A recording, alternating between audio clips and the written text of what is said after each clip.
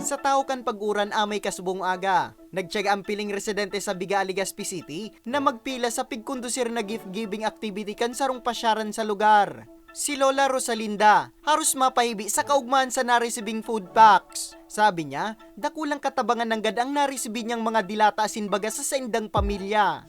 Yung mananda ko lang kaginawahan sa inda. Pigtatarabangan inda kami, taon-taon. Tapos minsan pag dakol ang kita niya, tigtatawan niya kami, maski tinapay baga. Dakol permian, aga-aga.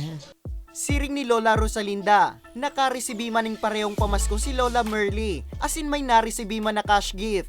Laon na tabang inidigi sa Muya, 76 pa. So, nagtitinda ako ka ito digdi, mga kakanin. Tapos dakulon talaga ang nagdadarayo digdi, mga iba-ibang lugar, mga nagtutur. Sigun kay Tiague Arienda, tagsa diri kang 76 Farm, taong 2017 kang buksan ninda sa publiko ang pasyaran. Sa parehong taon, naisipan niya manapunan ang pagkondusir ng gift giving sa iyang mga kabarangay. Sundo sa taon-taon niya na ining pigkukondusir to yung magpapasko.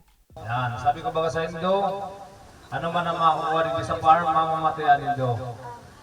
In kaso, piso na lang ang matada, ibakal taki paputok para kapos kita makadaong. Total na 120 pamilya ang nabinipisyaran kang aktibidad. Ang pondo, gikan mismo sa natipo na entrance fee kang pasyaran.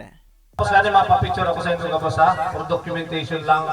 Kasi taon-taon tayo ng gigigibo. Pag namundo ako, tigilin ko lang mga picture tamang gumana ako.